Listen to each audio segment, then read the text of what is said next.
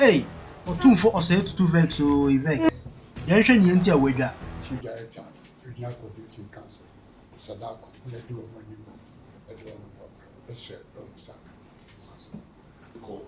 Already, I've introduced my team, and as I did mention to you, we need to also introduce the team. And the one to do that for us is the director of the World Bank team, Nana Chami.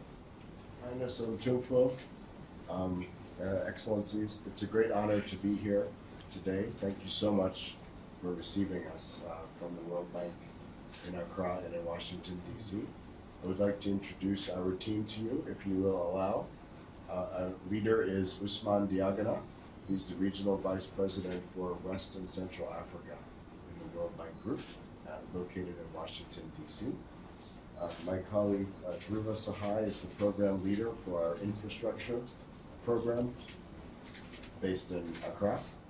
My colleague Michelle Keen is the operations manager, also based in Accra. My colleague Madhu Raghunath is the practice manager for the urban practice, and she also covers many countries in West Africa. And my colleague Kua Timpabi is also our transport sector specialist and leader of the project here. So thank you very much, Otumfuo Chami, Emraso, said Opanina would D, Domianim, a buyer, EBT also, and Master. Your sentence. Thank you very much for this visit today. Joe. Yes, and I thank the regional coordinating director for leading his delegation and you to be here. Joe. I know that my relationship with the World Bank dates as far back. Interestingly, I've met 3 presidents from there. Joe. Jim Wolfenson, and then Wolfowitz, and then the last one in 2019 was the one I came to see. Joe. When Trump was the president. Yes. He had I think it was a conflict about climate change that got him out of the video. Joe. So he was the 3rd one that I've had a relationship with. And so it's been an interesting relationship between me and the World Bank in that effect. And I believe that your visit will still continue for us to share ideas and find innovative ways of resolving our problems economically, development, social interventions, and everything.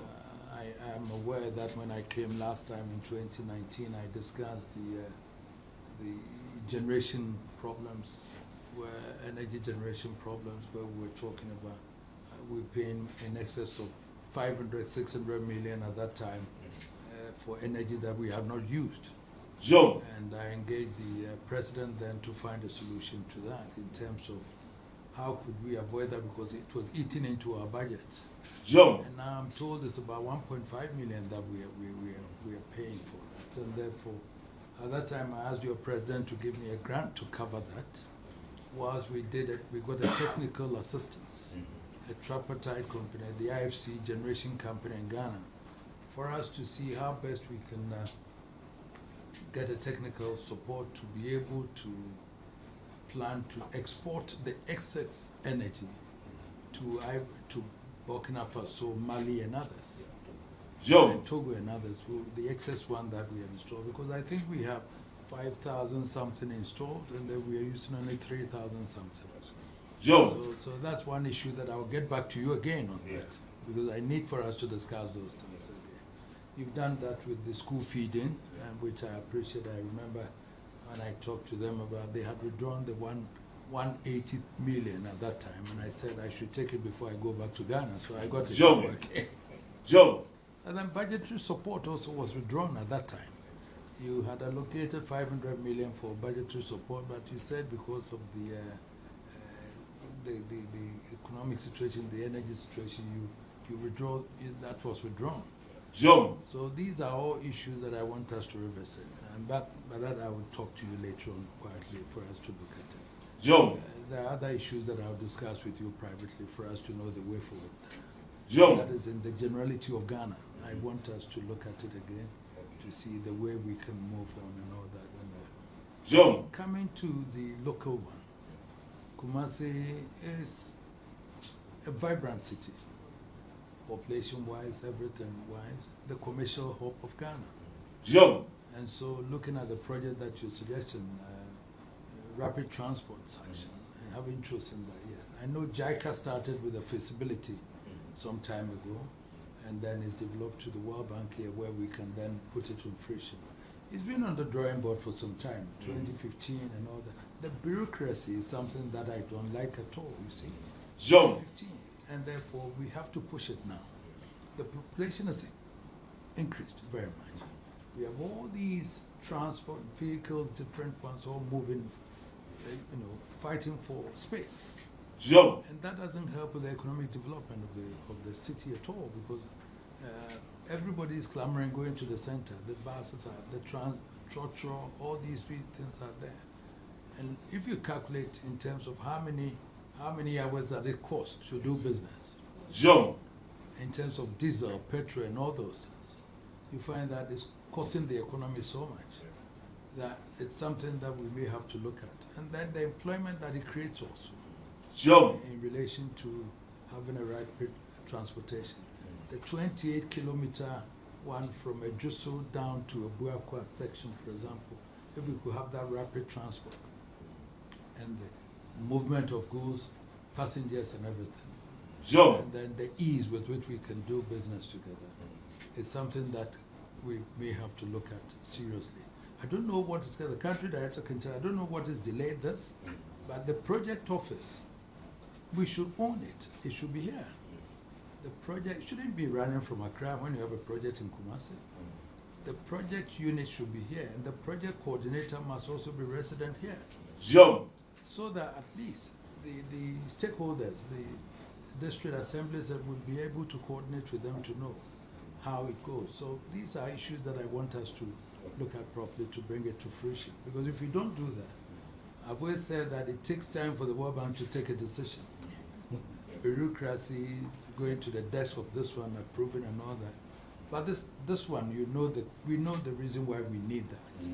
John. Therefore, why can't we implement it?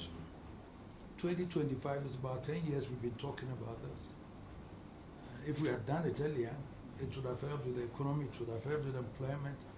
We have the available human resources. All these young ones are all university graduates and others here. John. We have the KNUST producing all these students and all those things. So, in terms of development, if we have the infrastructure, then everything will be fine. I cannot depend on the politicians for my development. I don't want to depend on them.